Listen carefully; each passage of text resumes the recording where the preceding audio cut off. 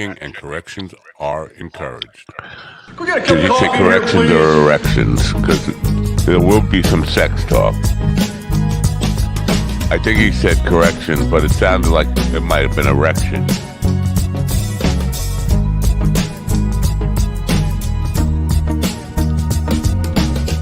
My erection saw its shadow and ran away.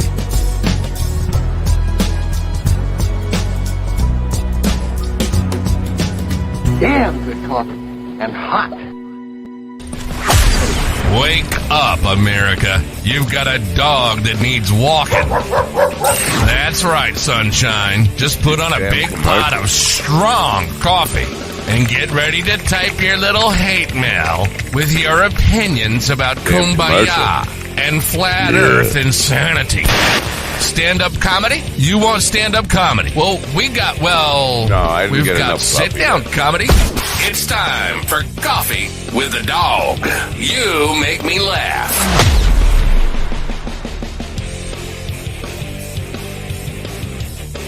Casual Friday, I'm Obi-Wan Canapo. And Luke, I am your father. Luke. Oh, screw it. I can't get down that far with the hood. But you get it. I'm Obi-Wan Canapo.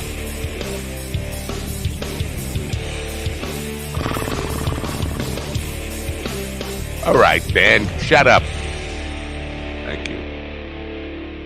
Now live on your YouTube channel, Groundhog Day. That's what YouTube just sent me a notification on. Well, yes, it is Groundhog Day again. Good morning, folks. It is Friday, February 2nd, 2024, Groundhog Day, which means if a rodent sees its shadow, it's just like if a rodent doesn't see its shadow. And it's back to being gloomy here. We had like 10 minutes of sunshine yesterday, which means 10 minutes total of sunshine in the last 11 days because it is gloomy as fuck here. Malvern Mal, which is like Puxatawny Phil, our version of Puxatawny Phil, definitely won't see his shadow. And it doesn't make a difference if he sees his shadow or not. I don't get it. 6 more weeks. I don't know how it works. If he sees his shadow, it'll be 6 weeks till spring. If he doesn't see his shadow, it'll be, I don't know, a month and a half, which is about 6 weeks.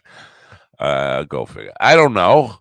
It's going to be winter for a while, but it's warming up. A week from tomorrow, we will have our first, according to the long-term forecast in New York, we will have our first early spring-like day a week from tomorrow. I'm looking forward to that. We have what I think might be a good show for you today. Maybe I shouldn't jinx it. We have a totally shitty show for you today. Starting with a comedian, Jay the Funny Man, who I'm just looking in my YouTube description over here, and it says Jay the Funny Man is a stand-up comedian. He's a stand-up. I'm sure I cut and paste that. I did not. I can't type that all because there's quite a long description there.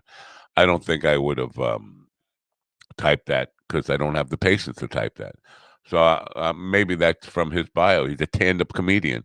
Maybe like Buttweek. I don't know. But billing himself as the next big thing. There's a lot. The next big thing in comedy. Kind of a bold statement, but you never know. Maybe he's got the goods. See, I'm trying to moderate my thinking on this whole braggadocio thing because I tend to think people who brag a lot generally are overcompensating for a lack of being able to deliver on bragging a lot. But I'm trying to moderate my thinking on that because there have been. Listen, Reggie Miller was a braggart, but he could deliver. He was very good under pressure, especially after talking trash. Muhammad Ali was a trash talker and a braggadocio kind of guy too, and he could deliver. So I have to kind of think there are some people who talk shit who can back it up, but not everybody. Anyway, Yeah, so he will be here in the first hour, and then in the second hour, Dr. Leanna Wolf, who's potty mouth sex researcher. We're going to continue some really dirty talk. Uh, I can't say what I want to say. Damn it, because that would be rude. If I said what I wanted to say, I would be being rude. And you know me, I'm not a rude guy. Uh, um, and GD will probably squeeze in between Jade the Funny Man and the sex talk. GD will squeeze in a little critical joke theory in there. Now, GD might be a little under the weather because I'm under the impression that his real white master gave him a whipping last night for his little step and fetch it act on the show yesterday. And I take full responsibility for that, but I'm not going to take the whipping for him. Basically, I started off by making some jokes about Black History Month, and then he took it upon himself to take it to the extreme and not come out of character for the whole hour. And his wife, who is a very liberal white lady, was in the other room and does not appreciate his self-deprecating racial whatever it is. Humor? Is it humor? Is it forensic humor? Is that what it is? I don't know where the forensics come in from, which is a whole other story. But so I think I'm under the impression that he took a whipping, and that's on me. But I'm not taking the whipping for him anyway. The last thing before I let the gentleman in, uh, Times Square. We are due to get an advertisement running in Times Square today. I I have to check back and make sure that's. I want a discount because what's happening. Times Square got caught in a political tug of war between the right and left, and people are calling for a boycott of Times Square, and nobody's going there. And of course, so what happened was, briefly, if I can figure this out, a group of people, some of them illegal immigrants, attacked two cops in Times Square and were arrested for it and then let go. Not even given bail. They were let go on their own recognizance. And so the people on the right were freaking out like it's a travesty. We should have deported them. And you're probably right about that. I mean, you're here illegally and you go attacking a cop. I think you should probably be deported for that. But okay, so this time I'm siding with people on the right on this thing. But the people on the left are saying that the cops are responding now with more police brutality because they're beating the shit out of everybody in Times Square. So both sides are saying, don't go to Times Square. Now, I'm a guy caught in the middle who is paying more money than I have for an ad in Times Square that nobody's going to see. I think there should be something in the contract that can be a little discount or a little kickback on that. I don't know. I'm going to have that phone call after the show today. Maybe you can chuck it up to Willie saying, "Oh, maybe all these terrible things happen to you because of your attitude. Maybe I caused that shit in Times Square to happen. I manifested that by being a negative fuck." Anyway, speaking of whipped boys and Mr. Positive, good morning. Good morning. Good morning. Is your soul as empty as my cup? Yeah, it is. Have your soul saved on Sunday mornings with the Dr. Reverend Jelly Roll and the Church of Last Resort. Oh, this week they're talking about fight and fix. Or what fight or fix. Fight or fix? Fight or fix. Fight or fix. I thought it was flight or fuel. I don't know what it was. Something like that. Something like that. He's got a thing in his head, and he's not letting it go. Willie's poking you in the eye right now. Ow! Ow! Yeah. Well, just because of the ad thing, Matt, I think because of the nature of it, that you should make Mexico pay for it. Who? I think you should make Mexico pay for the ad. You know, I'll do it. I don't know if the guys were from Mexico. That would be like Mexico would be like, what the fuck? We're Singaporean. Yeah, but they came up there through that way. They came through that way, and if Mexico had stopped them, they wouldn't have been shipped to Senator, New I'm York. Singaporean. Oh, well, that's because you're not putting a big enough cup out there to collect the money. Right. Then you could be singing richer. Sing a drinking. Yeah. Yeah. Anyway, So- what do you got to say, Willie?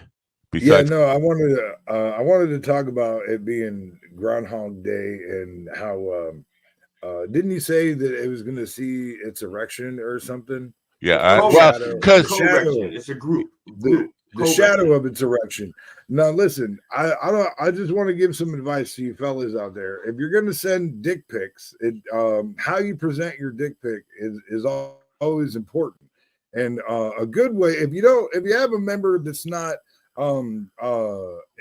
very impressionable on its own, a good thing to do is get the lighting just right so that you get a nice big shadow of your penis in no, your he's dick. wrong. I'm sorry. I can't let you put out this information like this. The best Yeah. the best thing you can do is go online and get a porn star's dick pic and send that and tell them it's yours. That's the Well, thing. I mean, yeah, but that's false advertisement. Yeah, The well, other thing, that's no worse than the makeup that they put on before they send you their picture. right. You know what I mean? Which, have you seen some of these catfish women out there? By the way, we're gonna have to do a segment. On You have to this. realize that Matt and I are not in the catfish market. Well, okay, I'm not gonna speak for Matt. I don't cannot like do it. catfish The only reason market. I know about it is because my wife shows me these videos all the time. I don't like fish. I'm not a fish guy. Yeah. But and I don't like dick pics. I don't send dick pics. Actually, what I do is I send selfies from the point of view of my penis, so that she knows what I'm looking for. So the penis actually, you can actually click the photo button on your phone with your dick. I mean, so with my penis, yeah. I actually use my penis because my penis works just fine. Now we're gonna have a lot of clinical language later. You could say dick before she gets here because she's gonna be totally clinical about it. Yeah, she'll be saying penis a lot. I use my dick to actually take the picture because I want them to know this is the angle I want you to be looking at me from. Okay, this is where I want you to. Our first guest is I would like to say already here, but he looks like he's on his way here. He looks like he's driving. He's coming live. Yeah, he's driving live. He's driving studio. It wouldn't be the first guest I've ever had on driving, but Sam Talent was driving through the mountains of Colorado, and then all of a sudden we saw and the picture went fuzzy, and I think he drove off the side of a mountain, but he was okay because Sam is as big as a mountain, so I think the mountain felt like it fell off of him. But so it's not safe to be driving and streaming. That's all I'm just gonna put this out there right now. I do not call anybody like if somebody says my name is like Paul the comedian, I'm not calling him Paul the comedian. I'm calling him Paul. So I'm calling him Jay. I'm not unless that's his name on his birth certificate, Jada Funny Man. Then I'm not. I'm just saying Jay. I think it is. Well, now hang on a second. Jada. No, I want to ask about this because this is a contention that I've had with hosts for shows and shit like that. Now, would you introduce him as Jay the Funny Man if you were like hosting the show or whatever? Well, you said the. It's not the. No, it's okay, the. hang on a second. Let's talk about that for a second. How is it that that's his, if that's his stage persona, what he's chosen? Because I go by the one we'll see, and I've had hosts say to me, "I'm not calling you the one." Okay, well, that's the stage persona that I go by. Right. And if you're being a good host, you're going to call me the fucking name I ask you to. Well, let me actually wait before we go any further. Yes. I had you on this program for 2.5 years before I ever heard the term one will see. Right, because I was rebranding. You were what? I rebranded. Oh, yeah, I was rebranding to like now all my performances I go by the one we'll see. When I put out music. To be honest, Will, when I'm hosting, if I have someone with a name like that, it's like I treat it like a Confederate statue. I will say the name, but I will add an asterisk. Okay. Oh, okay. So like if I say I Pete can put up Rose, with I'll that. say Pete Rose, the cheating, gambling bastard, or whatever. You know what I'm saying? Or Right. you Sure. know, yeah. So, I can tolerate that. I can tolerate that yeah, because I can work off that. Yeah, All I right. will say that, but I totally will work add an off that. asterisk. And All right. because I just In the spirit of time here, let's play a commercial and bring Jay in, and then you guys can address this all with him, Oh so no, that he feels included. I'll become a little bitch from face to face. Susie's Right face to face. Right now he's listening. It's like we're talking with him in the room, but he's not really in the room. He's in the next room, but he can hear what you're saying. So let's just play a quick commercial, and then we'll get to meet him. And speaking of working it off, here you go.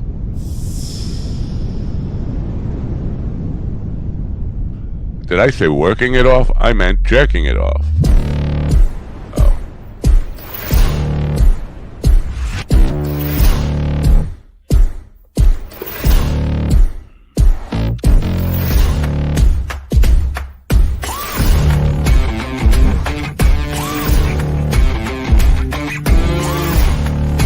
Don't press the red button.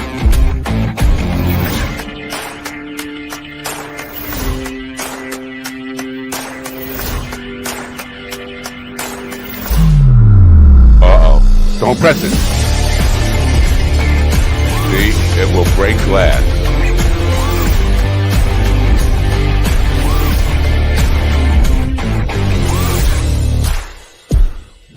Man. Speaking of erections and corrections and elections and all that kind of stuff, Turbo, you can get it at Tracy's Dog, tracysdog.com. There's a link on the Mind Dog homepage that you should use so that we get credit for the sale. If you're going to go buy a Turbo today, we're hoping to get some for the crew to try it out. GD is saying that he won't try it out. Right, but I do know the red button is the on and off button. So if you want it to work, you have to push the red button. I mean, you can work it with your hand, I'm sure, but and why spend the money? It is $50, right? They're like dollar store. Everything is $50. I don't think everything is $50. I didn't check on the price on that. We will check on the price on that during the program at some point. While people are talking, I will be over here checking prices on that. And here's the thing: as I've been doing this, the algorithm now thinks I have a fetish for all sorts of sex toys because I've been visiting this. I don't, and I'm getting advertising for other people's sex toys. Listen, I don't use sex. I can't. I have enough trouble even just thinking about sex at this age. It's a dangerous thing for me. Anyway, Jay the Funny Man is a tand-up comedian. It could be my typo. It could be tandem. From Florida. He's the winner of the 2023 Punchline Kang Comedy. Could it be King? Maybe this probably is my typo. It looks like my typo. Festival, and was named Tri-County Comedian of the Year in Central Florida. Ladies and gentlemen, the driving Jay the Funny Man. Good morning, Jay. What's up? What's going on, fellas? Oh, you're not driving. You're parked. No, I'm driving, but I'm at a stop sign, so it's like a bunch of traffic where I'm at right now. So I'm just waiting. Oh, very cool. Are we interrupting your commute? Hell no, man, fuck this commute. Do you have anything to say? I don't know. I'm sure you heard what GD said about the label with anybody with the comedian in their name. What do you got anything to say about that? Give them some shit back. Shit, I just feel like I'm funny as fuck. So, and my name is Jay. So if you want to call me Jay, you can call me Jay. But I'm funny as fuck. So I'm Jay the Funny Man. That's just what it is. Long before you were born, there was a guy, R.J. Johnson. He used to go, you don't have to call me Jay. You can call me Jay, or you can call me Johnny, or you can call me Ray, or you can call me Ron. So, yeah, that just reminded me of that. Anyway, Central Florida. Are we talking about Orlando area? You're talking about... Yeah, Orlando area. That's actually where I'm from. And I actually started doing comedy actually at the end of 2022, and I just been moving ever since. Like doors have just been opening. I just been moving. You appear to be a young man. You kind of show. Somewhat. I'm 40. 30. Yeah, that's very young for me. No, right? 40. Oh, 40. Yeah, he's 40. Oh, 40. Oh, sorry about that. Yeah. See, I'm so old that 40 sounds like 30. Now, Shit, Lake Wales. it feel like 30. You familiar with Lake Wales? Yes, yes. Yeah. I went to high school there. Citrus World was a big thing there. There was no comedy when I went to high school in Lake Wales, Florida. There was no. Are there comedy clubs springing up? Because I'm thinking in the last 50 It years is or now. so.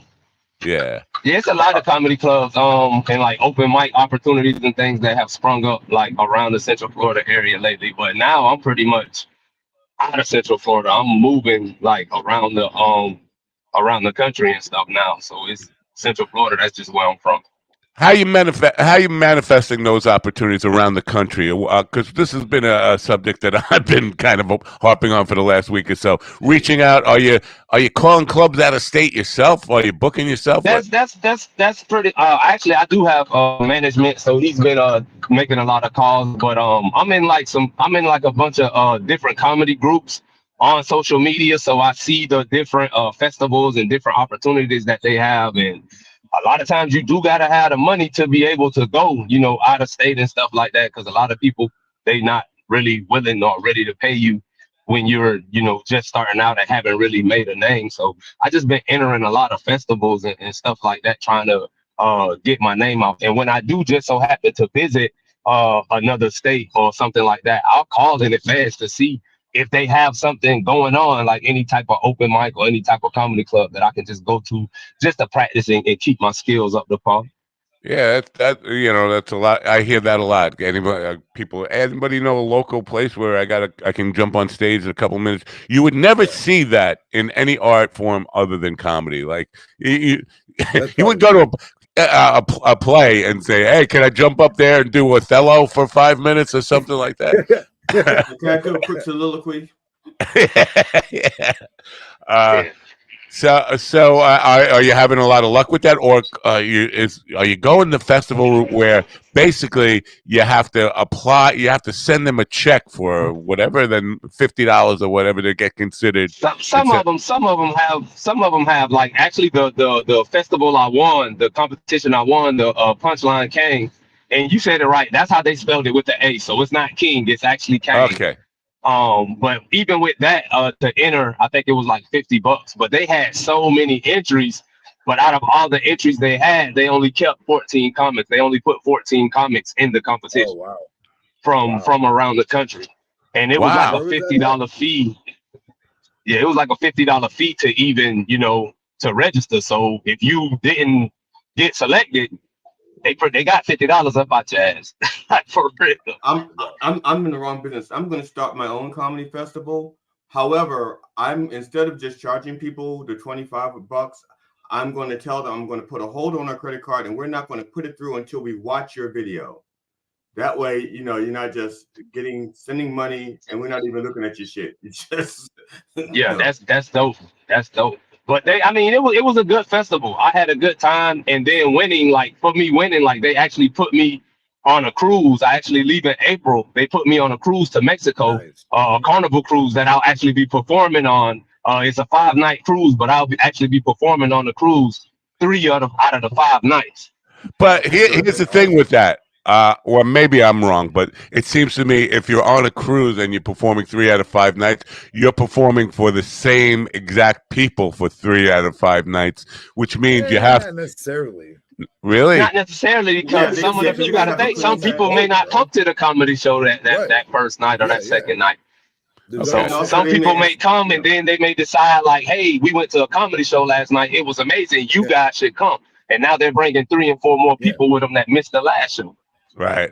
Okay. I'm just going to be a different time. Also, one could be like a 7, and then they do a late one, and the early people, aren't going to go to the late show. Yeah. Fair enough. I sit corrected. My concern there was, years ago I was producing for Nobody Beats the Wiz in New York. It was an electronics store, and they would have daytime comedy shows, and I was the executive producer for Cablevision for it. It got thrown in my lap. It wasn't my idea, but we'd have the same comedians there at lunchtime every day for a week, and I would have to sit through that, and my entire crew would have to sit through that. And by like Wednesday, we were telling the jokes for the comedians, like and telling them and like requesting, you know that bit you did Monday, do that, like that kind of stuff. And it gets that's no fun for a comedian to have people like who've seen your act 3 times already this week and still got 2 more days to see it. My wife doesn't go to open mics with me because of that. Not because of other comedians. She's like knows. She was like, I know their joke, and it's bad. She goes like, and especially if they don't change it to work on it. Like if it was bad on Monday, and then the next week she sees it, or the next 3 months she sees it, and they're still doing it the same way, and they're still not getting laughs. Oh, that she really. I hate the comedians because of what they make my wife do to my ears.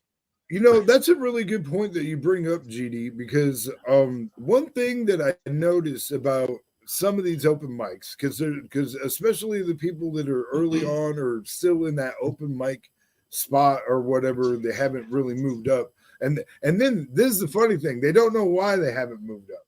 And well, when you tell the same joke the same way each week, and your expectation is that somehow this week the crowd's going to laugh when they didn't laugh at the same exact meter and tone and every, you know, you got to change. Like, listen, if you're going to take the same material to multiple open mics, okay, fine, but change some fucking shit so you can figure out what's the funny part. Right. Because that's what people are missing. Like they just go up and regurgitate the same crap ass 10 minutes. They don't change their meter. They don't change their pauses. They don't change their tone. It's just the same fucking thing you've been hearing from for 3 or 4 months. And it's like, bro, if we were going to laugh at that, we'd have fucking laughed already. You know what I mean? You well, change some shit. Now, Jay, on your resume, or do you have a resume? I mean, do you have an EPK yet, or? No, not yet. Okay, so because my question is then, because I'm trying to figure out, are you still counting open mics as shows, or do you? Hell no. Okay, that's okay. You got one. I literally use open mics. I use open mics for new jokes, honestly. Like when I come up with a new joke, I'll go to an open mic and try it out to like tone it up and things like that to see how it works. Well, the reason why I ask, because sometimes you get a new comedian, because I'm saying new because you said you started in 2022. Mm-hmm. Now I'm not saying that you're inexperienced, because you could have other experiences to compensate for that. You know, like being an MC in a band or booking groups or something like that. So I'm not knocking your skill, or even your experience. But 1 year as a comedian, a lot of times you hear comedians talking about, yeah, I did 4 shows last week, and it was actually just 4 open mics. You know. Yeah. No, I'm actually getting like booked. Like I think next week I'm booked every day except Monday. So how are you? So why don't you have an EPK then? Just out of curiosity. Just me and my manager just haven't sat down and really got to doing it yet. Really, that's just being lazy, pretty much. Right. I mean, really, with a manager, your manager kind of is your EPK, really. I mean, like your manager takes place of an EPK. I would say I know. I'm not even exaggerating here. At least 1,000 people in show business, some of them in show business for 40, 45 years, who don't have an EPK. I know the managers that the big time booker in Orlando, he doesn't even deal with EPKs at all. He wants bands to have a 1-page business website that he can just show to the venue and say, this is who the person is while he's on the phone. Let's go through the 1-pager alone, and then he closes the deal. That's typically the way they do business now. I want to make sure I got this right. At IMJ Idrastic. Yes? Is that right, Jay? Oh, is Jay froze up? Yeah, I think he got pulled over by a cop. That may be. Oh, that's funny. The cop yelled freeze, and he's just like, he's right there. No, all right. I hope he did not get in an accident or something. This is my concern here with people calling in while they're behind the wheel. But this morning on Twitter, there's a story about in Los Angeles, cops can no longer ask you why they pulled you over. And I said, they always liked when I answered, is there blood dripping out of the trunk? They always like, that was a good opener. They always enjoyed that. And then I would say, are you after they lost? were done beating me, we got a good laugh over it. They said, do you know why I pulled you over? And I would say, you're lost? You need directions? Oh. Yeah. I had a cop pull me over one time and he asked me, where's the fire? And I said, I don't know. I'm pretty sure that radio on your chest will tell you before I can. You look more like a cop than a fireman. Yeah. But they're not allowed to ask you that anymore, which is kind of silly. I mean, I know it was a trap, but if people are stupid enough to answer a stupid answer to a cop, they deserve to probably be a little persecuted. I mean, it's a trap. If you don't know it's a trap, fuck you, you're stupid. Which brings me to another Theo Von, who I call Goober Von, was on Twitter this morning yelling at Mark Zuckerberg. Well, Mark Zuckerberg was one of these guys. They had all the CEOs of all of the social media sites in front of Congress, and Congress was yelling at them, or senators were yelling at them about all sorts of things. But parental, kids getting abused or falling into bait and meeting up with people, and there's no protections from that. But these are the same people who advocate for parental supervision and all that stuff. Like, where do you draw the line between? And I don't like Facebook. I think Facebook has a lot to be held accountable for, and all of them do. But I think parental supervision, you have the ability to not give your kid a phone. A smartphone, right. You need to, if you have a young child, you need to monitor. And if you do give them a smartphone, you need to monitor what the fuck they're doing, know who they're talking to, you know what I mean, and educate them on who not to fucking talk to, what to look out for. My biggest problem with all these social media companies is they're so big that they have no real customer service, and you can't have any company. You can't have a brick and mortar hardware store that doesn't have a customer service department. You can't go to a department store and find one that doesn't have a customer service department. If something happens on Facebook, you get hacked, somebody steals your account, there's no number you can call. They won't deal with you at all. And to me, you can't be in business if you don't offer. You can't call 911? You can call 911 and they will tell you, what's your emergency, sir? And you say it's Facebook, and they say, somebody hacked my Facebook. We're coming to lock your ass up. That's what they will say. That's Facebook jail. Yeah. Okay, yeah. Now, my biggest beef was what they did was the Lindsey Graham, you go girl, was like saying, children are dying. It's like, I want you to put that same energy with the gun manufacturers like next week, because Facebook, they're talking about, well, there's a reason that you can't be sued. It's rule number something, blah, blah, blah. And it's the same thing with gun manufacturers. They can't be sued, so to speak. So, I want them to have the same passion about saving children's lives when they're talking to gun manufacturers. Can you clarify what he meant? Children are dying how on Facebook? Well, I think they mean like bullying and stuff like that, to take their own lives. Right. And that is a big problem. And also they're driving like what's his face was. They're driving while they're texting and doing selfies, and they're falling off of cliffs and being eaten by gators taking a selfie. Well, I'm sorry, that is on the stupid person driving and taking a selfie. You can't hold the platform responsible for kids taking their own picture. They would be doing that whether the platform exists or not. If they have a camera that will. Well, and like if you're doing a Facebook live, because they do have some people that like are watching. The thing is, they can't watch everything. Damn but good coffee. But like if you have some sort of moderator, because I've had it happen to me before, doing a live while I was driving, they'll fucking cut your live. They'll cut your live right off if they see you actually driving, especially if they see the steering wheel in it or whatever. Because that was something I noticed with Jay right away, is that he didn't have it, even though he was driving, he made sure to have an angle where it wasn't, his steering wheel wasn't in there, because they'll fucking take your shit right down, because it's technically illegal. I'm pretty sure they have a law against.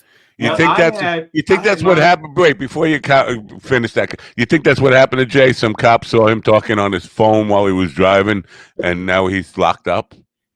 I mean, I wouldn't say he's locked up already. He hasn't come back. Yeah, no, he's probably. But yeah, no, I think he just hit a dead spot, because he started to kind of pause and pixelate, and then he just dropped out. So I think he just had a connection issue, because he's driving. So it's not like the internet is great all over out there. Oh yeah, hopefully he comes back. It'd be great if he comes back. But I'm sorry, GD. What do you remember what you were going to say when I rudely interrupted you? I was saying that the last time I used my phone to do like a live stream while I was driving, I just attached the phone to the steering wheel. That way you don't see the steering wheel. Right. And my hands are free to drive like this. So, yeah. And the camera keeps going. Yeah, I was going to say, then the camera fucking rotates around. Yeah, but then you get a good view, and you don't have to look away like this. You can just drive and look ahead instead of getting that side shot. You know what I'm saying? Yeah. That's all. All right. I hate that. I hate that side shot and yeah. Side shot, yeah. I like side boob. I love side boob. I do. Oh my! You know what? Me too. I am a huge. I think side boob is more sexy than nipple. Yeah. I'm not even kidding. When the nipple is like anticipatory hot. You can't wait to see it, and then when you see it, it's like all right. Now I'm a little bit confused. But by side boob, do you mean like someone my age and my arms have gotten that little fold there, and it looks like it could be someone your age, but not your gender, and definitely not your physical shape. Oh, okay. Because like I'm getting side boob right here, and it's just because depending on how my arms are held, it just. No, I could, Christy Brink is 69 years old. She's 5 years older than you, and her side boob would get me a little. Oh, I gotta see it. This does nothing for you, man. This does nothing. Come on, this does nothing for you. Come on. No, not even a little. Not even a little. Actually, it does do something for me. It makes me want to evacuate my bowels and my gut both at the same time. You ever puke and shit at the same time? I like it. Where does it? It's not on purpose. That sucks. That sucks. Not on purpose. But it wasn't on the agenda when I went in the room. But just so you know, cat litter makes a great place to vomit if you're going to vomit, and cat. I mean, that's an important tip. Let's make a reel out of that. Yeah. And I'll say this: in the couple times that I have had to, like, usually what I'll do is I'll sit sideways on the shitter and then just puke into the tub, because I mean, what am I gonna hang my ass in the tub and puke into the toilet? No, you open your legs and aim. Whoa, what? Yeah, well, you and I apparently puke a little different. Like, I'm definitely not trying to puke in my lap, through my lap, shoot the gap of my lap. No, that's not happening. That's well, you're young. You don't know. You just right. Don't know. You got to have a little more. Not to mention, like, I'm probably gonna end up fucking puking on my dick and shit. Like, listen, I have a hard enough time getting my wife to like. That's the worst thing that's ever been on your penis. Like that's the little puke is the worst thing that's ever been on your dick. Yeah, that's true. Will you educate me here? Because speaking of my wife. Oh wait, I need. We could speak about your wife in a minute, but I need some education here. When you're in the can, I mean, in prison, in the can, you had a cellmate, right? Of course. Now, well, not of course. Some people get a private cell. True. If I was a lifer in South Dakota, if I was a lifer, I wouldn't have a cellmate. But everybody else in South Dakota gets a cellmate. All right. Now, the toilet is in your cell, right? Yes. So when your roommate shits are real stinky, do you want to kill him? Oh man. I mean, it generally, like, if you got like an inkling, you'll try and wait because there's a few times where there'll be like a ring out and maybe but it happens. It definitely happens.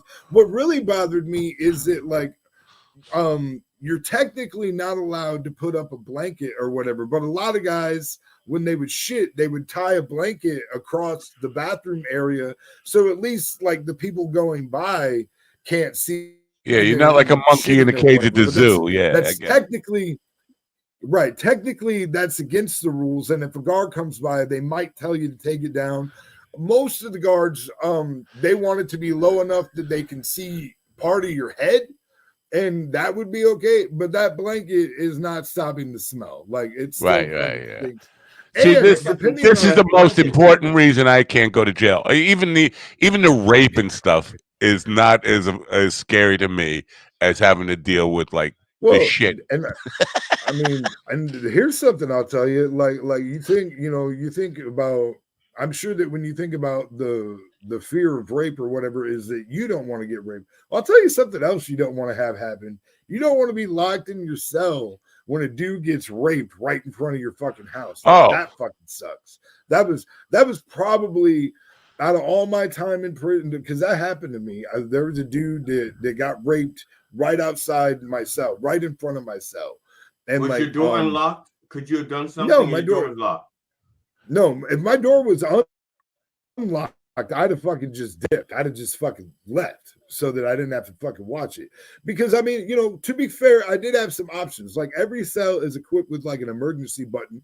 And if I was like the telling kind, I could have hit my button. And the dude like asked me to hit his button. But listen, the couple people that were handling that fucking business were not people that I was willing to fucking hit him. Like, I'm not telling on these motherfuckers. It was Sammy the Bull Gravano. Because in a couple days, it'll be me getting fucking raped, motherfucker. Because that's a weird position to be in, because like, that there's something you could do to help this, to stop from happening. But that if you do that, you're going to face your own repercussions or whatever. It was a fucked up situation. Yeah, the only thing I have to relate to that is I saw a woman. There was a car parked under a red light in the middle of a road, and a woman was getting beaten by a guy. Like, he was pummeling her, punching her. And I went and I grabbed him, and I was wrestling with him. And as I was wrestling with him across his car, I got him like I shouldn't give this away. My signature move is to get the guy in a full Nelson and start banging his head on his car. Boom, boom.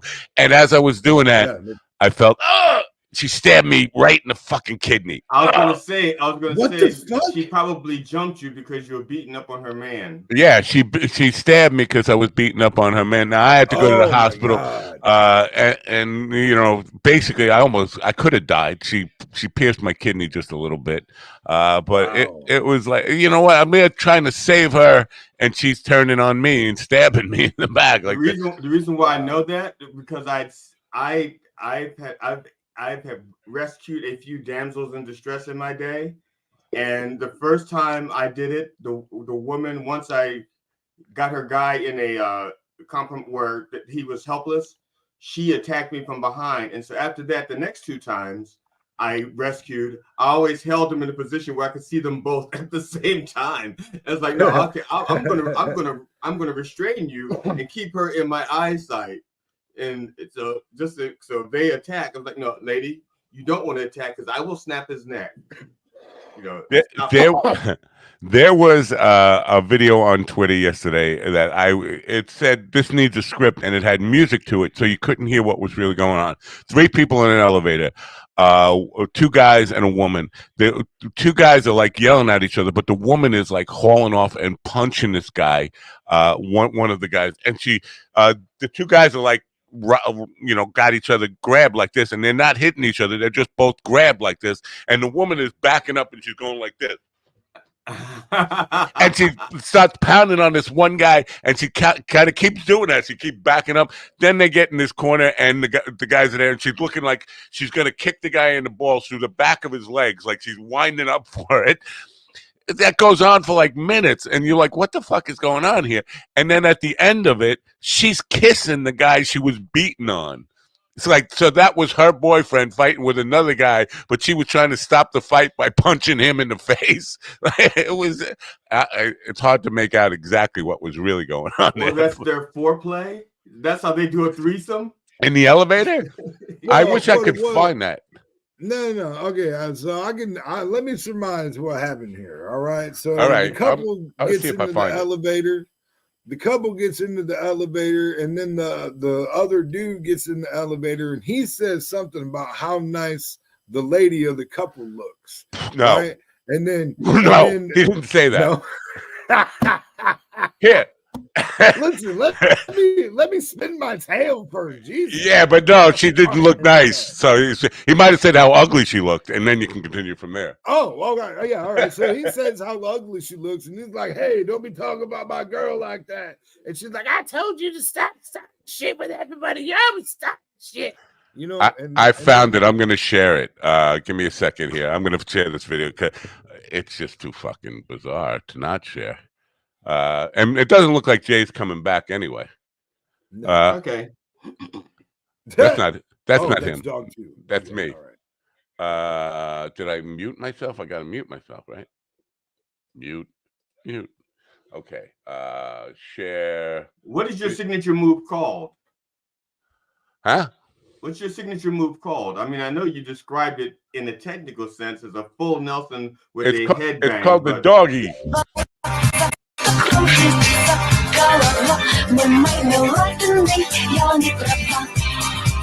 Совсем остыла, не простила и не берегла.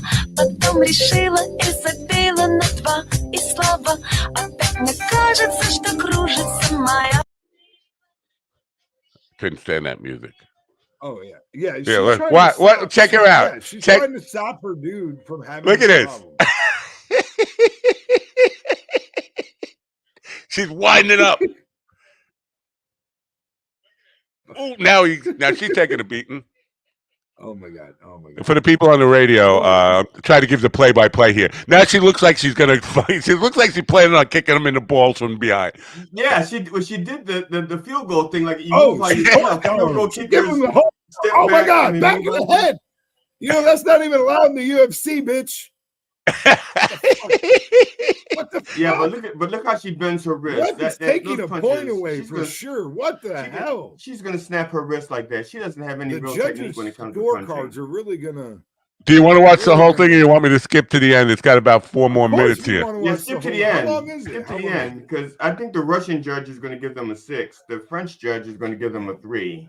Do you think this is in America, by the way? I mean, no, Americans don't act like that. Is European. This is some European bullshit all day. Yeah, this is kind of stuff Carl gets involved with. Honey, I'm sorry that I hit you, but you don't need to hit this guy. I'm sorry. Like, yeah, buddy, I'm sorry. I was just saying she looked nice today. My bad. She's like, I'm sorry. Don't tell. All right. Don't tell mom I hit you. Don't tell mom I hit you. I'm sorry. I'm sorry, Dad. What was I supposed to do, honey? What was I supposed to do? You were going to assault this man, and I wanted to stop you, so I assaulted you. Oh, that's some fucking. That's girl. That's fucking. I have a question for right there. I have a question for both of you. Well, actually, I don't have an answer. Well, you might. Well, see, I don't know. Have you, like, when my brother and I, when we were younger, occasionally my brother would forget a holiday was coming up and he wouldn't buy a gift. And so he would go like, hey, dude, you know, like, can you put my name on there too? And I'd be like, no. So I was just wondering, are you the kind of person that if someone says to you, hey, look, I didn't get them anything, can you put my name on there too? Are you the kind of person to put the name on there also? Or you just say like, fuck no, tough titties? Honestly, that never happened in my life. I don't know what I would do. It never came up. I mean, it's only come up to me in relationships, and of course I did in relationships. You know what I mean? Like, this is for both of us, you know, sort of thing. Right. But I've never done it with somebody that I wasn't like intimately involved with. Yeah. And we have to remember, in my opinion, that's a weird thing to do.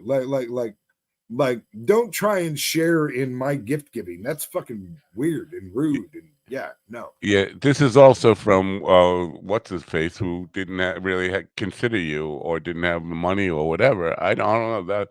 I guess I would probably, because I'd feel bad. That's the kind of thing that I'm a sucker for old movies and sentimental shit like that. So So would you take money? No, would you take money? Would you just would you say, okay, I'll put your name on it. We'll over half. You give me half the money, or would you just say, I might guilt the fuck to Oh. eternity. Like, you know, you remember that time I fucking bailed you out from being humiliated for being a cheap, thoughtless You'd fuck? hold it over. You'd hold it over him for the next 20 Probably, years. yeah. That would be worth more than the money. Like Right. whatever. Oh yeah. If it was definitely. $50 or $20, I'd rather keep that over your head for Yeah. eternity, and Right. and lose the money. I would eventually throw you the fucking money and be like, don't ever say that shit again. Right? Yeah, that's the whole point of it. Yeah. Shut up Well, already. I hope Jay's career continues, and that well, I hope a couple of things. I hope he's safe and didn't get in an accident, or I hope he didn't get arrested. yeah, I'm hoping he's funny enough to get out of jail. Yeah. Yeah, or I hope when the cop said, "Do you know why I pulled you over?" he didn't say, was there blood dripping from the trunk?" Was it blood dripping from the trunk? That's probably not a good answer. Yeah. Well, oh, this was the thing because you were talking about the guards, and I want to bring this up. Chad Hansen on Twitter today, he quoted Terry Jones. I don't know who Terry Jones is, but he was saying being a comedian is dangerous. Let me see if I can find the quote. Chad. Oh, it's Hermie. Chad. Where's Hermie? People on 365 who don't have video, this is your colored commentary. Colored commentary. Here he says, comedy is a dangerous business. If people find something funny, you're okay. But the moment you do something that's meant to be funny and someone doesn't find it funny, they become angry, as if they resent the fact that you tried to make them laugh and failed. And that's a quote from Terry Jones, whoever Terry Jones is. I think maybe Monty Python or something. I was saying Monty Python, I believe. Yeah, that's what I said. But dangerous is probably a really, I mean, you want to know dangerous job? Try being a corrections officer for 1 hour and then tell me being a comedian is a dangerous job. What's going to happen? Oh, somebody yelled angry words at you. They booed you. They heckled you. How about trying getting shot at on your job, or the cops in New York City who got fucking beat up by 25 people? I think that's a fireman is a dangerous job, even though Carl hates firemen and says they're lazy. Pediatrician is a dangerous job. Yeah, to call listen, I understand it's no fun being heckled. It's no fun being booed. It's no fun when people just you're trying to make people laugh. But dangerous is probably a little bit of a drama queen there. Lighten up there, Francis. Yeah. If you're not a dangerous job, try being a black husband with a white wife in a community that does not want a black husband with a white wife. That's a dangerous job. Or a comedian who's doing a Step and Fetch It act with his white wife in the back room who is overhearing it and getting very angry, and he doesn't stop for an hour. Well, how mad was she? How mad was she, bro? Well, first thing she goes, you did that for 2.5 hours. So she knew how long I did it. You know, she knew I forgot. I said an hour. It was 2.5 hours. Yeah, she knew how long the show was. She was like, you did that for like 2. I said, look, honey, I couldn't back down. I got challenged. I said, what am I supposed to do? I got challenged. She goes, now you sound like a child. You're like he dared me. What am I supposed to do? But you were challenged. Actually, we were challenging to stop. We were begging you to stop. The first challenge was that I couldn't stay in character all month. Yeah, all month. That was the first challenge. That was obviously that's crazy. I would never even really challenge you to that in a real. And then you all backed it down to one show. And then you said there's no way I could keep it up for the whole show. You're right. And Guilty as charged, Your Honor. Yes. That's where I threw down the Pez gauntlet and went, oh yeah. But bottom line again, I am not taking the beating for you. My wife my wife gave me a lashing, a good tongue lashing. My wife got me joint pain medicine. You got a blowjob out the deal. That's nice. That's tomorrow. Tongue lash. No, tongue lashing is totally different than a blowjob. My wife got me joint pain medicine. I have a feeling that she misheard me. I wasn't looking for. joint pain medicine. I'm looking for a joint. I need some pain medicine. I think that's what I said. I actually Right. did. She got you some osteoporosis shit. But I did tell my wife, I said, no, I told her that, I said, well, the challenge was to do it for the whole month. I said, but I'm not going to do it. I said, I will not do it tomorrow. So even before Matt sent me the note says, use your normal voice. Yeah. My wife I already promised my wife that I would do my normal voice. No, if you started doing that, you were going to get suspended. I was going to take away the backdoor keys for you until March 1st. GD, it fucking sucks. Don't do it. Don't do it. Well, we have to get to critical joke theory before the sex doctor get to potty mouth Dr. Leanna Wolf. Okay. I did want to bring up because Mark Norman was on Legion of Skanks yesterday, and they pressured him to talk about that. Remember, I showed you that thing where he artificially got dragged off stage. Yeah, he said he signed an NDA, but then he spilled the beans about what the thing was about. So he broke his contract on the NDA live on Legion of Skanks yesterday. He said they came up to him before the show and said, something is crazy. You want you to do a 45-minute set. And then right at the 45-minute mark, something crazy is going to happen. But they didn't say what it was going to be. So he didn't know what it was going to be.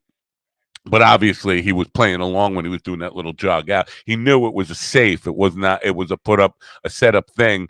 He didn't know what it was going to be. And he played along with it and then said nothing. And basically it was supposed to be a viral prank to promote a new show this guy is doing, and I feel like it's a bad way to go, but it was poorly executed. Yeah, and if I were a comedian, I would not.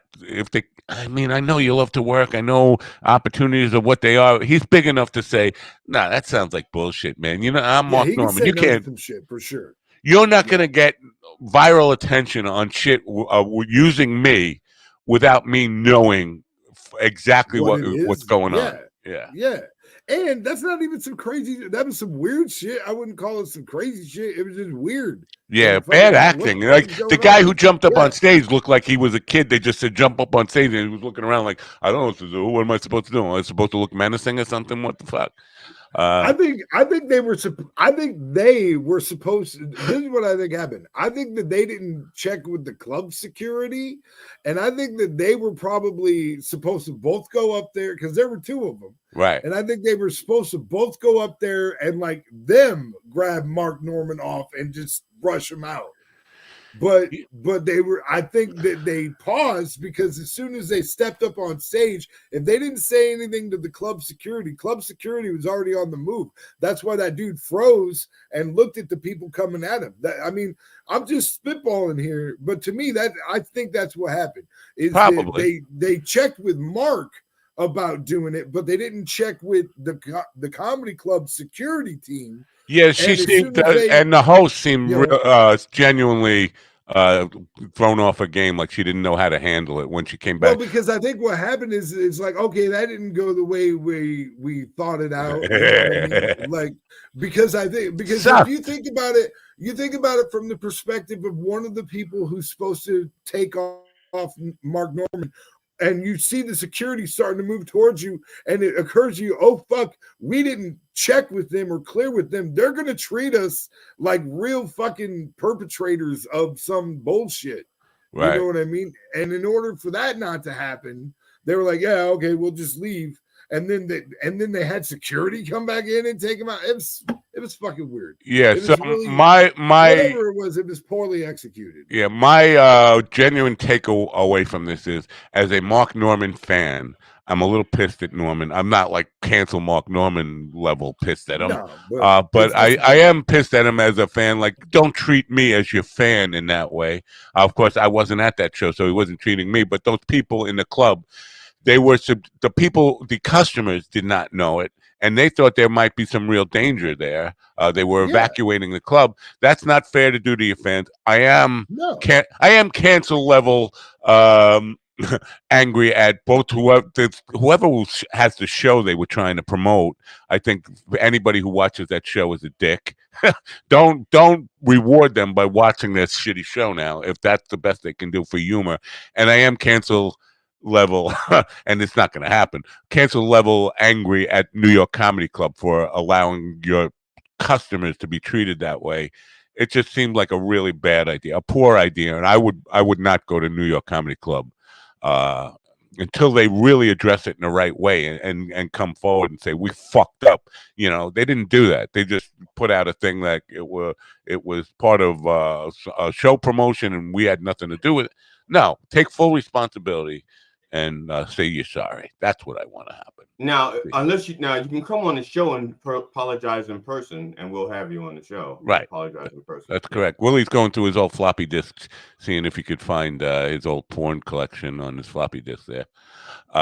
You want to do critical joke theory now? While I go get I'm going to get a fresh cup and be back in the first minute of critical joke theory. You want to do it now? Sure. Let's give it a shot. Yeah. All right, I'm taking live. Yeah. I'm taking me out and Willie out, and it's all. Hello, welcome to Critical Joke Theory with your host, G.D. Fenderson, certified forensic humorist. Now with new joke technology.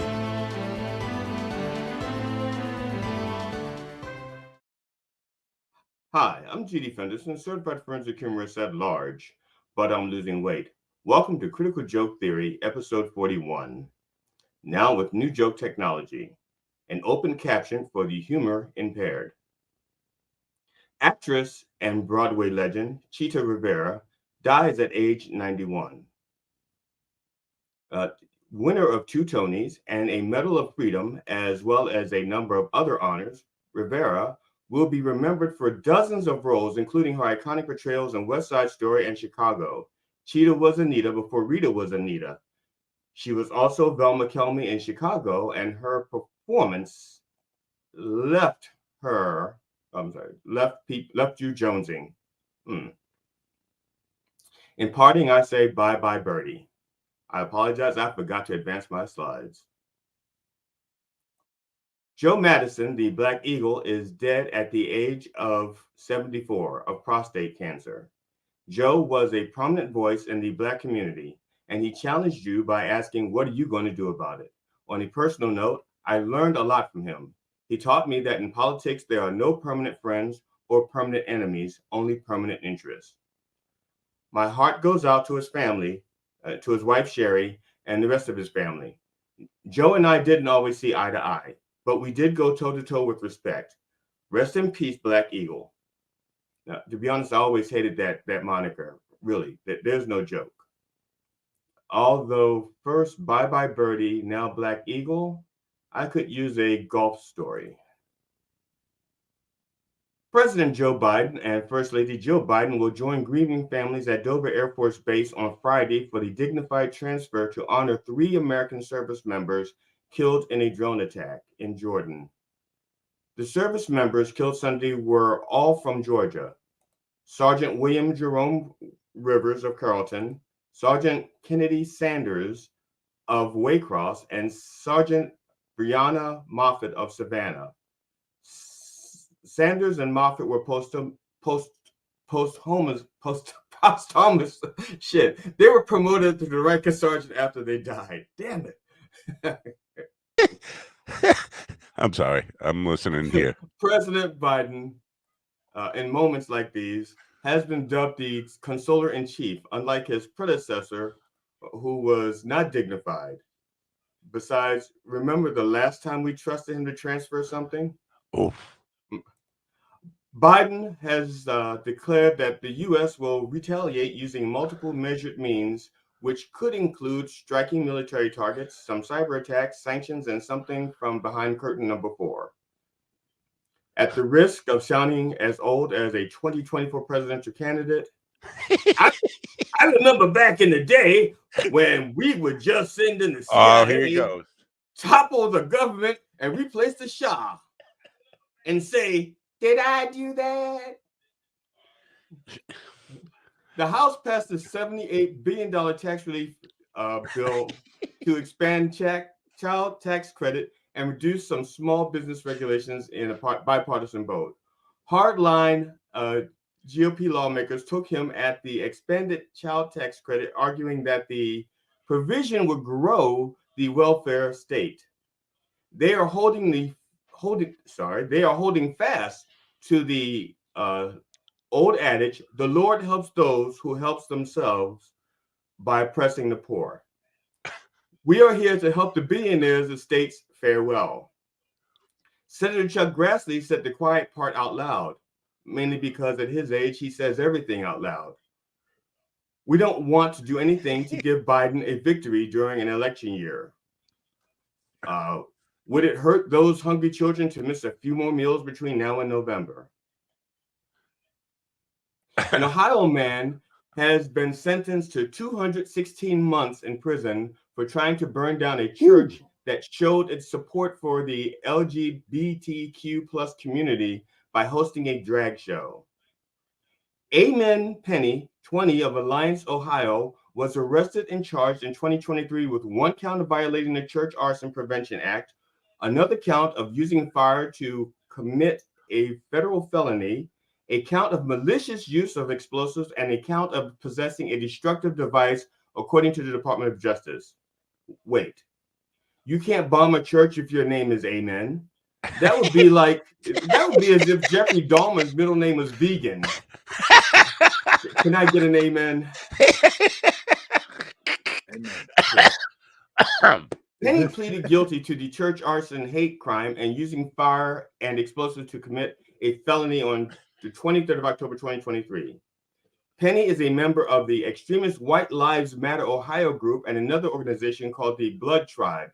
The men in these groups wear matching outfits and march around in a well-choreographed routine, kind of like a drag show. According to Forbes, a Pennsylvania man was arrested for allegedly showing his father's decapitated head on YouTube.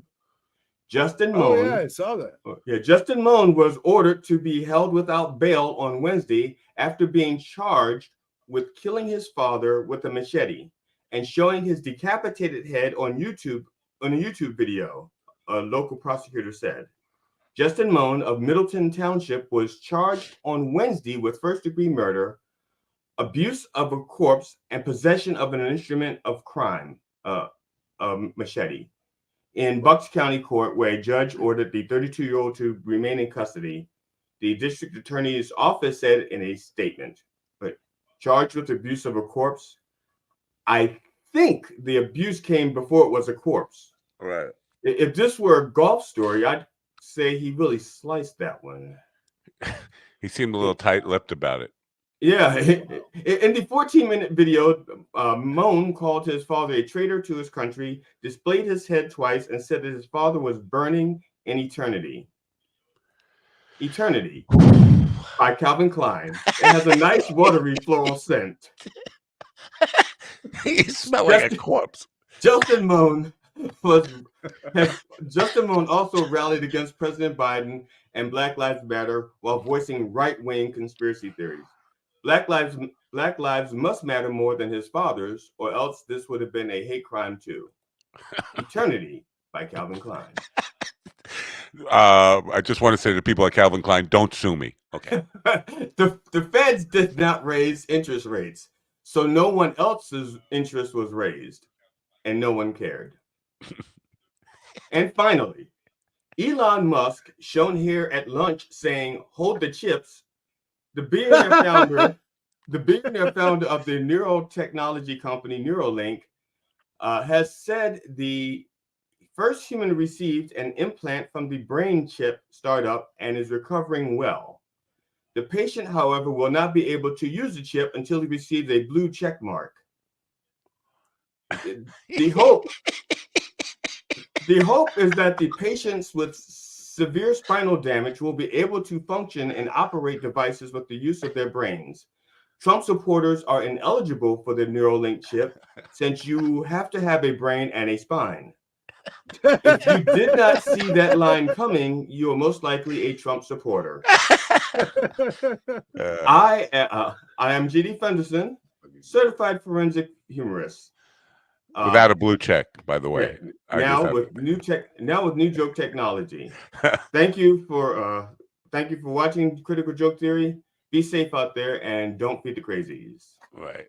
Did I you like say it. don't? Oh, Critical Say Joke don't Theory feed with your the Oh, host. crazies? I can get rid of that. Now, Did I you have to say say, don't I feed the enjoy that crazies? much more live. I definitely enjoy that much more live. So, I agree. yeah. I agree. It's better live. Even We'll do it live. the little stumble there would that adds to the funny in my It opinion. does. It does. Yeah, it's not bad.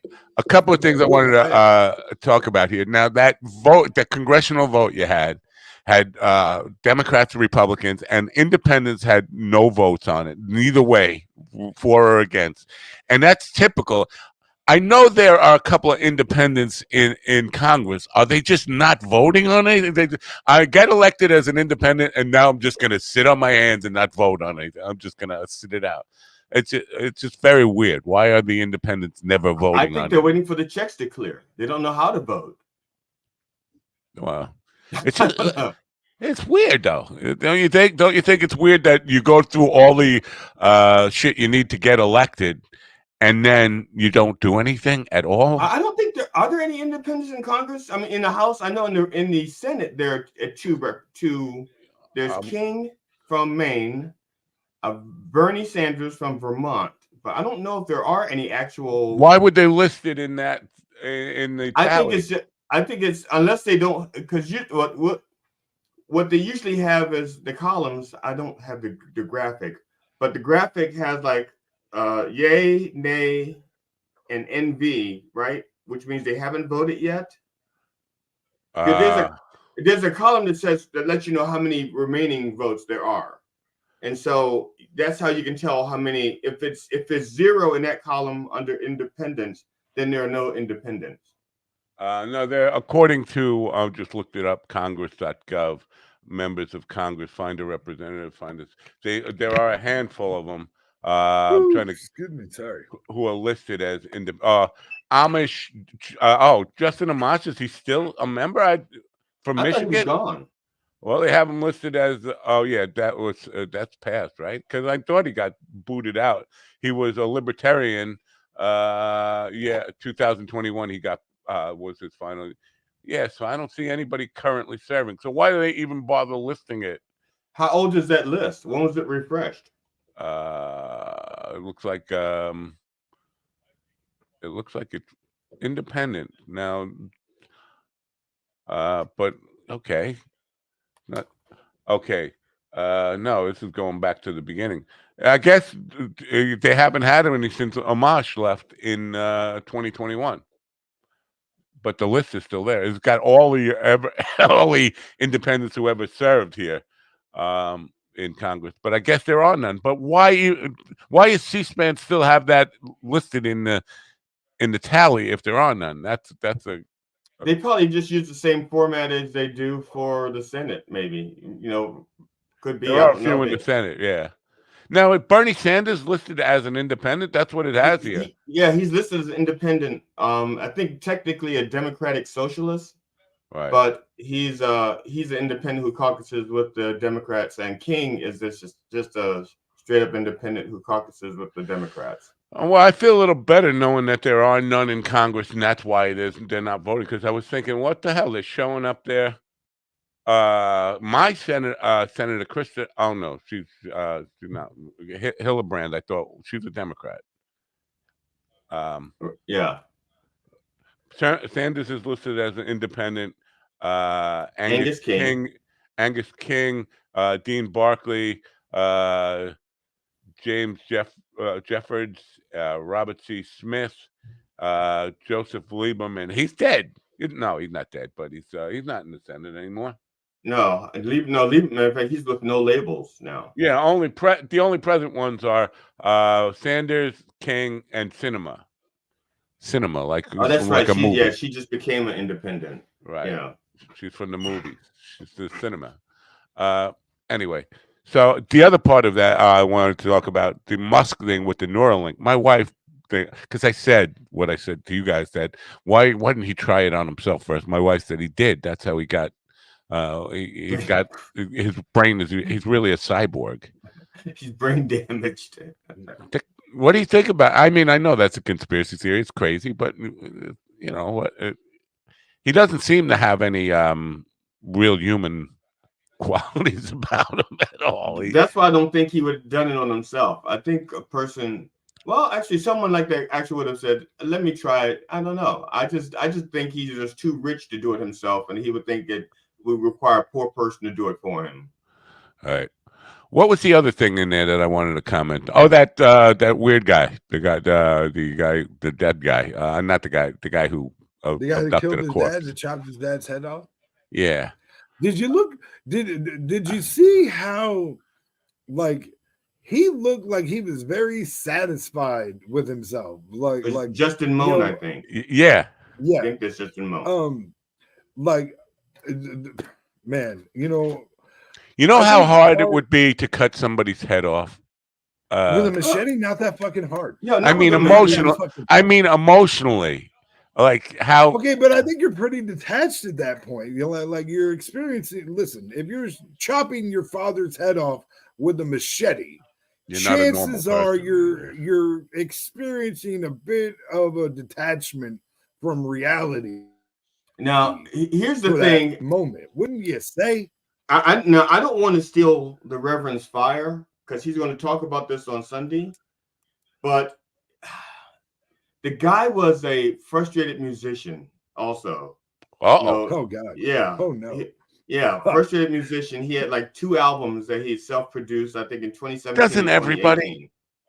Yeah. So, and he had like 71 followers on his music channel.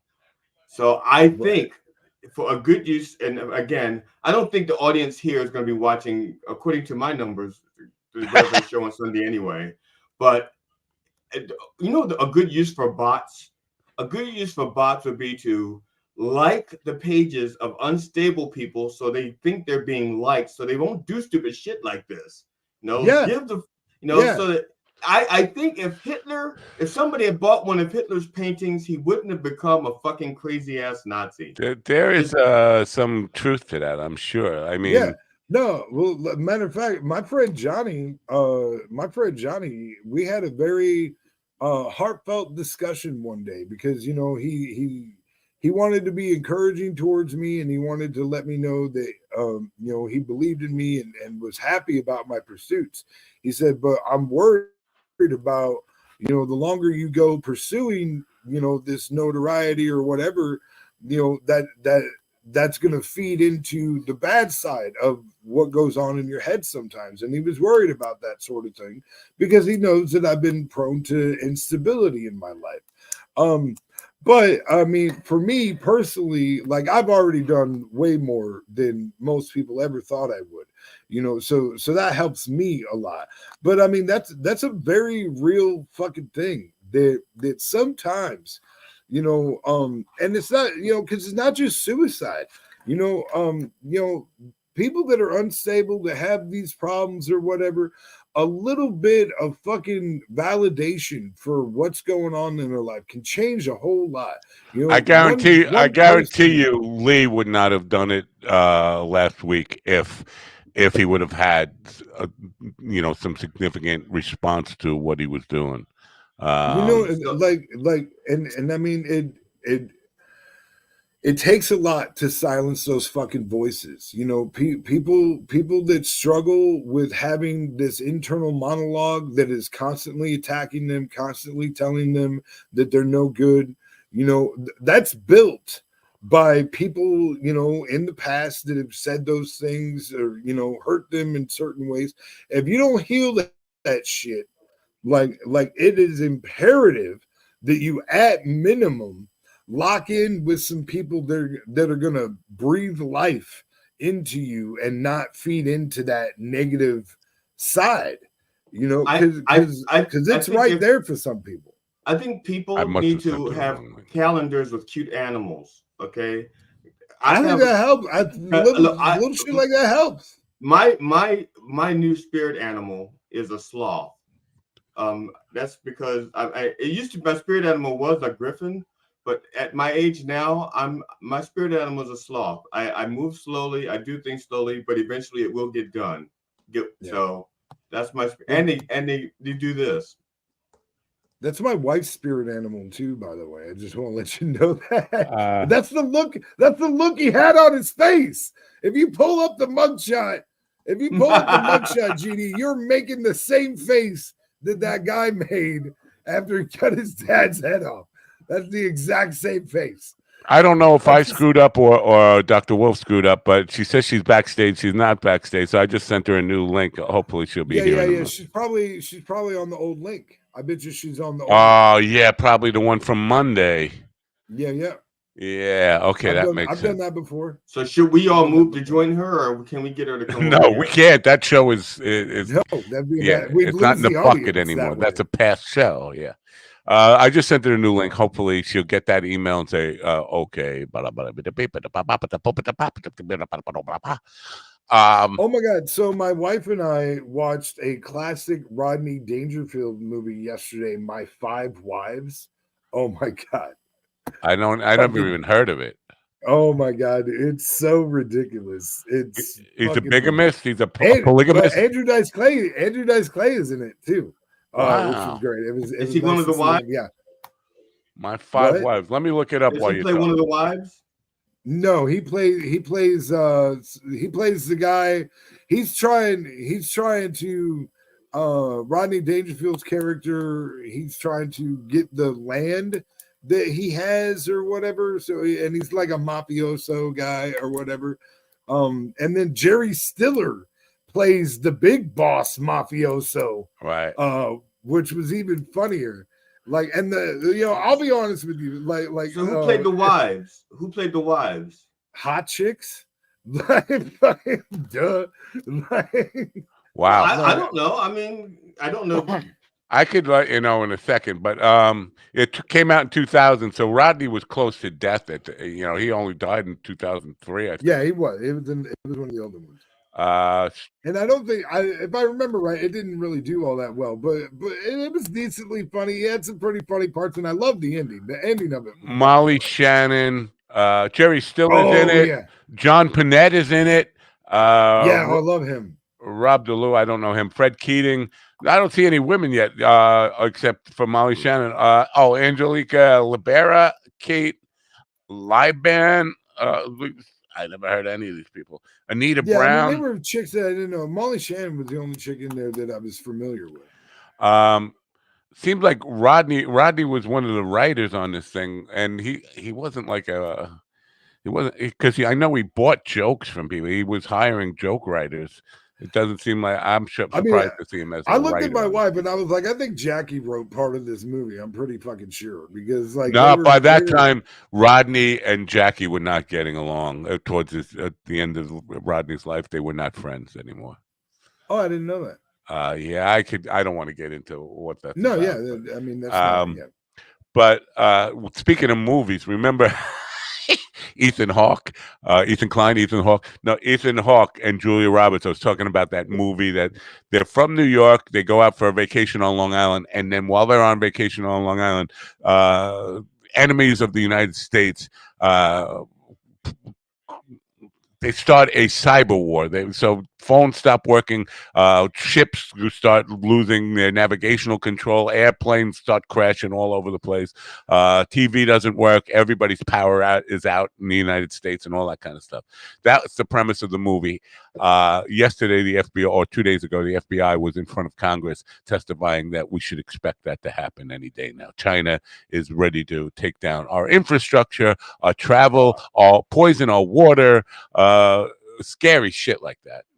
Dr. Wolf just popped in and popped out, so I guess you're trying to connect. But as if I don't have enough to be full of anxiety about that, we have the head of the FBI testifying before Congress that they've said they've already taken lots of steps against China, but they are working 24/7 to make that a reality. The hardest part is you can't guard against stupidity. So they can have like some of the United States could have, although they don't, they could have, let's say, some of the best firewalls in the world. And then somebody from China sends somebody an email that says, hey, want to see naked girls? and they'll go like, yes, and then all of a sudden the virus just floods in through the front door and then infiltrates. Just because they don't need to infiltrate. They don't need hackers. All they need are pictures of boobs. Yeah. With the virus. That's it. Yeah. And one horny guy. That's all they need to bring down our country. Yeah, so I'm I'm pretty much prone to anxiety anyway, but now this thought is on my mind because my stepson is in Texas. He's almost 40 years old, and I've had issues with him coming home and living here. When does that stop? But now my wife said he's thinking about coming home again. And I'm like, might as well. The world's going to end soon anyway. Might as well have family close. See, you know what's going to happen? He'll move in, and then the world will never end, except for yours, just yours. Everybody else's, the world will go on and on. Yours will have ended. Yeah, you know what? It's probably my own issue. I'm a guy who left home at 14 years old. I've been self-sufficient all my life. And to have a 40-year-old moving in with mom, he's not 40, he's 38 or something. But it's close enough, right? My brother moved back in with my mother, and he stayed there until, let me see. All right. He was 58 when she died, and he was still living with her. Well, it looks like Dr. Wolf is joined us now. I'll take responsibility for whatever error has occurred in getting the wrong link to her. Maybe she clicked on the Monday link, but she's here now, and we can resume our talk about her book, 177 Lovers and Counting. Dr. Wolf, welcome. Can you hear us? Yes, she can hear us. I can't hear anything. Oh. So, good morning. She can't hear anything. She can't hear anything. Maybe do you need to turn the volume up on your phone? Oh, how would she know that? Up. Is there a volume up on the phone? We'll just give her a thumbs up. Why am I even saying that? If she can't hear me, what's the point of even saying that? I should write it to her in private. Can one of you guys do it in the private chat? Send her. Well, sure. She can see the comments, right? Yes. Yeah, we're gonna do a private chat. Hello? What do you want me to tell her now? That maybe she needs to turn up the volume on her phone or plug in some earphones or something. Was that Will doing that? Yeah, I think so. Yeah. Okay. Well, anyway, talk about boners. I don't know. Ow. Say something explicitly sexual that is not clinical. Blowjobs and anal sex. I don't know. I have a question about when God was a woman, but she just muted herself and unmuted herself. Hello, are you there? Can we hear? No. Let me see something. Do I have? What about her settings? Why does that come up as Mind Dog TV? Sometimes the settings you may not be using it. It may be set for like a headset or instead of a default mic. You understand what I'm saying? Because she's on her phone. I don't know. Anybody know? Well, we're looking at Dr. Leanna Wolf. He's gonna write it on a pad and hold it up to the camera. She won't be able to read that, Will. He's gonna write it, and she won't be able to read that online like that. I don't think. She's looking at a little phone screen. All right. Anyway, yeah, it comes up as Mind Dog TV or Matt Knapp. Yeah, no, I can't even see that. Is the volume up on your phone? She's not looking at us. Look over here. She's not looking over there. She's not even looking at the screen. Get her attention by tapping on the screen. Get her attention. You are tuning into the technically astute Coffee with the Dog program, where we teach people how to read loose leaf online every day. And we go back to old school. This is how Jackie used to hand Howard Stern notes, by the way, just like that. It is. So this is actually what's it called? Damn it! Look at me! Look at me! Oh well, maybe we should just continue until she figures it out. I knew this would work because when I was going to Ozfest in 2000, she just looked at the screen the minute you took it down. Fucking horse shit. Fucking horse shit. Now I gotta find the page again. I don't know where I wrote it. All right, well, this has got to be a reel God somehow. Let me damn it. mark that. Fucking hell. Okay, Hey, Dr. Wolf, now I'm over here. looking. What? I wonder what she's actually looking at. I Like, don't. She's probably watching TV. She's probably watching reruns of The is Price she is Right watching or something. Jerry I don't know. Springer? She's not watching Hey, this. I mean, what in the hell? Yeah. All right, but anyway, what was I gonna say? I don't know. So when we were on our road trip to Ozfest in Float Ride Park, and I think we were driving across Minnesota because it was in Wisconsin. I was living in South Dakota at the time, and we see this carload of girls, and they had a Sioux Falls College sticker. I can't remember. I think it was University of Sioux Falls sticker. And I was like, bro, that fucking carload of girls is from fucking Sioux Falls, bro. And he was like, so? And I was like, dude, we should fucking so we start playing the little road game. Yeah, we said hello? Yes, we hear you, Dr. Did Wolf. she say something? She said testing. We hear you. I'm going to send her an email. Can you hear us? Maybe she's checking her email. She can't hear us. Wait, did she just pop in another window? Oh, hello? yeah, she did. Oh, she did. Hello? Yeah. Can you hear us? We still can't. No, now you're muted. Now you have to unmute your mic. There you go. There we go. There you go. All right, I'm going to boot your phone for a second here. I cannot believe this. Yeah. Okay, I'm going to take out my phone. Yeah, we'll probably have a little bit of an echo. Well, thanks for making the effort and coming back and all that stuff. I'm sorry about this. Yeah. Oh, is your phone still going? Okay, the phone's out. All right. Yeah, all right. Just throw it in the trash. Good morning, and thank you. So very complicated. Yeah. Well, technology is what it is. But we're here now. You're here now, and we can have this conversation now. Finally, yes. Yeah. So I have the book up, 177 Lovers and Counting. Now, is that considered promiscuous in this day and age? Because over to you. Not for my generation, not for how I came up in the world. Okay, right. Let's just talk a little bit about demographics. So I was one of these folks who was born at the peak of the baby boom, like mid 50s. And the baby boom began in 1946, but for those of us who were born in the peak, if we were women and we wanted to partner with older guys, like a couple of years older, they hadn't even been born because the swell was born between like 53 and 57. So what happened is that there was this huge cohort of women, females, who were impacted by feminism, by the sexual revolution, and who, when we came of age, abortion rights were legal, birth control was widely available, and we'd go to all kinds of parties and have what were in those days called one night stands. Back, now they're called hookups, but it was just standard behavior. There was nothing I was particularly doing then that was more promiscuous than anybody else in the world I was living in. And I was living in Berkeley, Bay Area, San Francisco, right.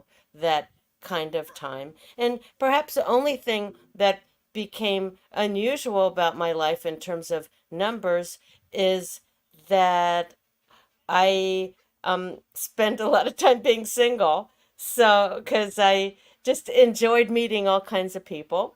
And then when especially when I was a young woman and I was traveling in Mexico trying to find out how to be an anthropologist after getting my BA in anthropology from Berkeley, I had a number of affairs with Mexican guys that I met. And then, it just kind of added up. I did do a little bit of swinging. I had an open relationship, but it's not unusual for women like me to have numbers like that. I have a cat attacking me, so if you see me jumping around, that's what that is. Ditto. I Same was, I was here. wondering what you were playing with. We have a Before lot your of death. animals in this house too, So, and who were knows you who's going to actually attack me keeping next? score? Because you know what? I have It's to hard to admit that do. at one point in my life, in my 30s, I was actually trying to go through all the women I knew from high school, college, and all that stuff, and had keep a list. Were you at Well, I 177? kept Were a you list shocking? for a little while, but then and like when I was in my early 30s and moved to Los Angeles, I figured I'd had about 70, which, for that's not that many, except for the folks I met, that some of them were, had only, dated a couple of people and got married early, and that's where they were. How I came up with 177 is basically a story. I stopped teaching when in 2018 because I could not compete with cell phones. The students were much more interested in texting and Yeah. Snapchat and YouTube and whatever than they were in long-winded lectures, etc. And even I used to be able to show them a half-hour film. These guys would immediately fall asleep because they could last 5 minutes because of things like TikTok. So, Yeah. Well, I last I 20 joined a minutes. I daytime just writing so group to yeah, try to give my life a it's little structure. it's funny that in a class So about I joined sexuality, you're talking about guys who this can't last group. 5 minutes. Yeah. yeah, yeah. Believe me, No, No, I they know. I can't. know how to elongate the experience. No, they can't last. They can't last on paying attention to a lecture.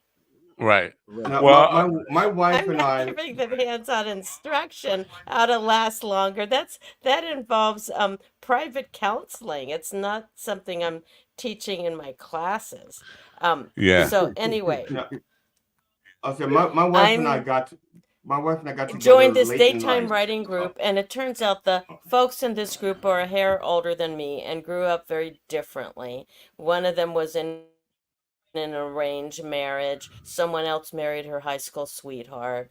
Someone else had just a couple of partners. And so every time I'm reading one of my stories or essays, they're just rolling their eyes. They just like, what is going on? Who is she? Where did she come from? And so I knew that they were just wondering about the number. So Yeah. the next meeting, I just wrote a essay and called it 177 lovers and counting. Ah. And that and Nice. it somehow that stuck, and it just made sense as something to just shush them up and be as provocative as they thought I was being. And but then the leader said I was too provocative and said I had to leave. All So right. I have Yep. found other Yep. communities since then. At the risk of taking a very what has the potential to be a great interesting conversation for people and making it boring, I just want to just say that I was hired by a pathology department to try to make the classes interesting for people in 2000 because the students weren't coming to school. They were staying home, taking lecture notes. They'd show up for the labs, but they would never show up for the lectures. So my job was to make it entertaining for students to come back to school. So I totally get what you went through with that lack of interest in the Right. lectures. Um, polyamory Yeah, or yeah. polyamory is a big thing right now. A lot of people are interested in this. Was It's that a thing super during the big. It's sexual? fascinating because, yeah, Yeah. well, What basically, was it in always part the of our culture? thick That's the of question. this, oh, that's an interesting question. Well, basically, what's always been part of our culture or part of being human is having multiple attractions. And back in the Middle Ages, there were men who had Yep. like hundreds of wives and concubines and whatever. And the deal was is that they could then father the next generation. And so it was limiting all the other men who didn't have access. But like you, okay, Wandering Willie. So in any case, as for polygamy, which is just multiple partner marriages, and there's two kinds. There's polygyny, a husband and many wives; polyandry, a wife with multiple husbands. 85% of the cultures of the world allow this. Most of them, it's for polygyny, like 84.5% are allow polygyny. But when you think of actual numbers, it's a third of the population of humans. So a lot of these cultures are very small. So Right. and because of the impact of Christianity in the Western world, there's been this kind of prudishness and idea of monogamy as being how humans partner. The truth for how humans actually partner is what we might refer to as serial monogamy, Wow. meaning one partner and then another partner and then another Right. one. For like So extended one periods of time, but after not, yeah. another. And that Right. kind of explains the brain chemistry of romantic love. Because typically, if you're really turned on to somebody, you're going to want to be with that person. You don't want to be with anyone else. You want to focus on Right. them. And then at some point, the dopamine and norepinephrine in your brain eases off, and you're looking for that kind of hit again from someone else. But if Right. you found enough in common with that person that you decided to partner with them, live with them, marry them, and you still want that dopamine hit, you're probably not going to get it from them. So that's where Right. cheating comes in, Right. or Unless you're where working at it. You can work at it to get that. polygamy or polyamory can come in, where I think we're working on did you have a question? multiple delay issues here. So let me see if I can. I'm gonna leave and come back to try I and don't help think you it's out you. here. Ah, No, well, I don't. I that think could you. almost be erotic. Yeah, yeah, Um, yeah. Don't do just to pop out like that, Will you? I have to take the book out if you're going to do that because we would be covering up Dr. Wolf if you did that. So if you want to do Oh, that, okay. you can do it now. Yeah, Um, let me do that quick. the question I have, you want me to based on sit what to you one just side and put it here? no, we'll be good. Um, if, based on Okay. what you just said about this stuff about commitment and if you're into somebody, I am of the belief, and I just want to get your opinion on this, that pornography has had a real detrimental effect on relationships and monogamy and faithfulness and all this stuff because it sets up because men are Well, suckers that's an for this stuff. interesting idea. I think we believe in reality TV, but we also believe in unreality porn. We believe in a lot of the things we see, and the Mm-hmm. fantasy becomes a Good reality. And point. what am I missing out on that? What's your opinion on that?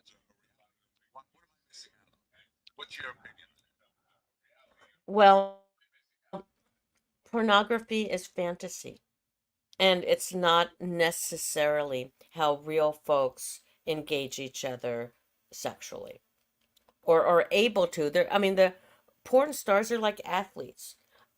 Not Amen to everybody that. can do the kinds of physical feats that athletes can do, nor, and also some of the things in pornography may visually look appealing,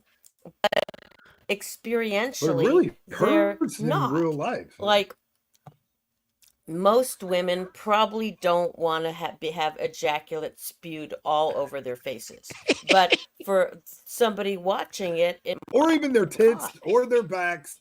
Like basically most of The them, people and this is folks what have I found gotten to this be true. idea that Most of them want standard you to just behavior blow from inside them. watching Well, pornography includes let her checking. finish her thought. Go ahead, Dr. I Wolf. don't I can't tell with the So delay, I can't tell. I'm talking and when no one's talking. certainly a certain amount of breath control. Okay, we're two people at a time. Okay, a Yeah. certain amount of breath control can intensify an orgasm. So if you're managing breath, either holding your breath or breathing very deeply, it can help have a more intense orgasm. But choking is probably experienced by most as abusive. Hmm. But Right, from Is watching porn, right. some guys may think that all women love it. Yeah. That was kind of my point. Is like, If a girl wants me to choke her, she needs to tell me. Mhm. yeah, it's the idea that men watch pornography and believe in the fantasy, and that I think, first of all, Right. that leads to a lot of not breakups, but distancing within a relationship. And I think the and just to get your opinion on this, Right. the propensity to lean on things like Viagra and Cialis and boner pills and all that kind of stuff is because too many men are addicted to pornography and masturbating all day long, and then have nothing left in the bedroom for their wife or partner. You have anything Right. on that? That those are really good observations. Yeah. Um, so, Yeah. Yeah, there's certainly uh an addiction that can happen by intensive masturbation and intensive watching of pornography where no woman is going to deliver the way that can. And right. so guys get their brains get wired for an instant There's some women payoff that and deliver in that endless way. I'm just going to put it out there. payoffs, and that Some has women deliver nothing like to that. do with partner communication. Uh, Willie tends And to partner brag a lot communication about his is a sexual whole ability. other kind of eroticism. Yeah, no, I get it, but I'm talking about So women. when you're Women. Whatever.